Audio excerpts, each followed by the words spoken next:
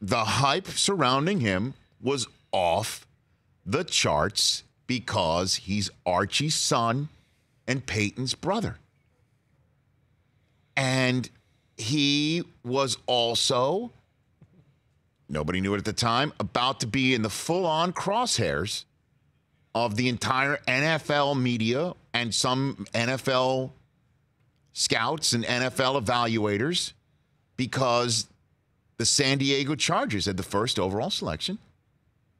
And Archie, I believe, and everybody believes too, didn't like the setup there. Ownership, general manager, they hadn't had much success, and basically told the Chargers, don't draft him. Which is why when you see Eli Manning's draft photograph next to Paul Tagliabue holding up a Chargers jersey with his name on it because they went ahead and did take him, he looked miserable. And this is a guy who you can't read his facial expressions because it's usually the same thing. This one, though, go Google the photograph. He looks miserable.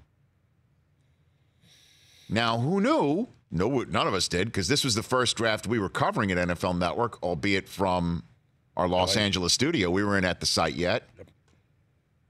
That the Giants had made a deal, and this is amazing, because this is like an NBA draft deal, that one guy gets drafted here, and the other guy gets drafted there, and we're going to swap picks. So the Giants' pick in the 2004 draft was Phillip Rivers. These are the official thing, and we swapped spots, and that was that. So interestingly enough, the guy who is suddenly the new shiny object in town, much closer in Drew Brees' rearview mirror, went from Eli Manning to Phillip Rivers on the spot.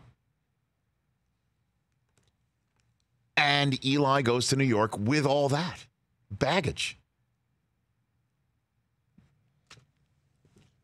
Went ahead and told the NFL community, I'm controlling the draft. Went ahead and told a franchise in the NFL, I don't want to play for you. Went ahead and said, I'm willing to go to the New York market rather than this. I'm willing to head to New York with all of this. And he's Peyton's brother. And he shows up and he deposes Kurt Warner, pretty much. And he takes over, and he never missed a start until Ben McAdoo sat him. And he never missed a beat, and he never missed a snap, and he never let you see him sweat. And he never had a crossword. He never was snippy. He never did anything but be a lead pipe wielding first-class professional to the media, to his teammates, to the community. All 16 seasons with the NFL football Giants. And he was a Walter Payton Man of the Year award winner. I haven't even hit what he did on the field just yet. What he did on the field,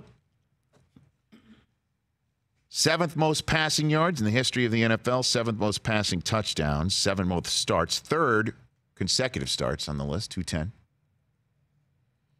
7th most completions, 6th most attempts. And then there are the rings. In the Brady Belichick era, when they were doing it, whenever they got there, they won. Brady got there. He was the undefeated. He was the He was the underdog first up. Then 2 years later, he shows up and they beat the Philadelphia Eagles and then go back to back in Super Bowl championships. And then they show up undefeated in the Super Bowl. And who's there? The New York Giants, the team they went undefeated in the regular season by beating. We were there. Yep. In the old Meadowlands on NFL Network. We were there. And he and the Giants lost that night, but they looked pretty damn good, and they made the playoffs, and they suddenly got on a roll. This is when the Brady Belichick Patriots were literally unbeatable. and also figuratively, nobody has a shot. And I know his stats that night weren't through the roof. They didn't score 30 points. They didn't score a ton of points. One of the most remarkable plays in the history of the NFL that did require a lot of luck, because I know, Chris, we have our fun with Sean O'Hara. We do. There was no flags on the play. He could have easily been called down in the down in the pocket with 3 guys draped all over him, that the play was over.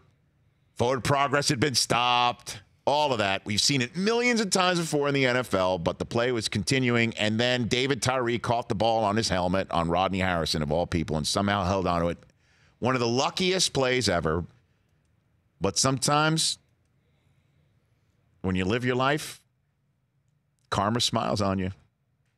I mean, it had nothing to do with that. I'm just, no. You can laugh all you want. I'm telling you. I said this when I started. I'm biased. All right? Then he found Burris in the end zone. We were standing right there ready to do the post-game show. And we were standing literally right there. Burris, if you widen out the entire NFL Network crew standing there in the corner. And we do our post-game show. The first quarterback to ever show up to an NFL Network post-game show wasn't Brady in 2003 for the 2004 season. It wasn't Brady, okay, in against the Eagles. Jacksonville, yeah. Okay. It wasn't Big Ben in 2005 because he had a statistically off night. Right. And it wasn't Peyton the next year for various reasons, due to something that might have been said in our pregame show by Deion Sanders or not. And then in 2007, the first quarterback to ever appear on an NFL Network postgame show after winning a Super Bowl was Eli Manning. So I'm biased, especially in a New York market where everyone expected something of him because he's Peyton's brother. And Peyton, as you heard from Joe Buck starting this segment, followed up with Peyton having won. Eli follows it up with a Super Bowl of his own. Talk about the pressure, the immense level of expectation. And then in 2011, he does it again. So, 1,219 passing yards in the 2011 playoffs, most by a quarterback in a single playoff run in the Super Bowl era, in which there's only 5 individuals who have multiple Super Bowl MVP awards. Their names are Brady, Montana, Bart Starr, Terry Bradshaw, Eli Manning. Is Eli Manning a Hall of Famer? You bet he is. First ballot, we can have our arguments, because he had some off years statistically, so on, so forth. Chips down, team goes to the playoffs, team gets to make a long run. Who's one of the best ever at it? When the Brady Belichick Patriots were coming to town and they were unbeatable and nobody thought they were beatable, this is way before the Philly special took care of them. Who's the only quarterback who got it done? Eli Manning. And with everybody thinking he could never be all that, because there's Peyton. There's Peyton. Don't forget that pressure for the youngest Manning kid. And first rate, first class, all the time, never not, never slipped. In a New York market that was ready when he did. Never didn't. Eli Manning, retiring from the Giants on Friday. Congratulations, Eli.